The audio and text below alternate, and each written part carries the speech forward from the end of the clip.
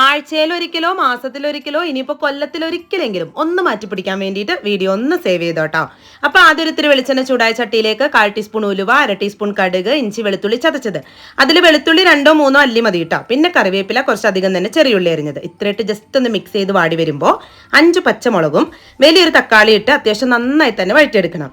എന്നിട്ട് ഇതിലേക്ക് 1/2 ടീസ്പൂൺ മഞ്ഞൾപ്പൊടിയും 1.5 ടേബിൾ സ്പൂൺ മല്ലിപ്പൊടിയും 2 ടേബിൾ സ്പൂൺ മുളക് പൊടി ഇട്ട് ഈ പൊടികളുടെ പച്ചമണം മാറുന്നത് വരെ തന്നെ അങ്ങ് വറുത്തെടുക്കാം. ഇനി കുടംപുളി ചേർത്ത് കൊടുക്കണം. എന്നിട്ട് വീണ്ടും നന്നായി ഒന്ന് വഴറ്റി ആവശ്യത്തിനുള്ള ഉപ്പൊക്കെ ഇട്ട് ആ എണ്ണയ്ക്കും നന്നായി അങ്ങോട്ട് തെളിഞ്ഞു വരുമല്ലോ.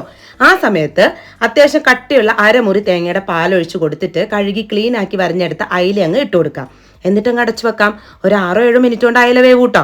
ഇനിയിപ്പോൾ സ്പൂണൊന്നും ഇട്ട് കുത്തി ഇളക്കാതെ ഇതുപോലൊന്ന് ചുറ്റിച്ച് കൊടുത്തിട്ട് കുറച്ച് കുരുമുളക് പൊടിയും കുറച്ച് കറിവേപ്പിലയിട്ട് ഫ്ലെയിം ഓഫ് ആക്കിയാൽ നല്ല ടേസ്റ്റുള്ള അയില റോസ്റ്റ് റെഡിയാണ്. സെറ്റാന്ന് ഞാൻ പ്രത്യേകം എടുത്ത് പറയണ്ടല്ലോ, കാണുമ്പോൾ തന്നെ അറിയാലോ അല്ലേ.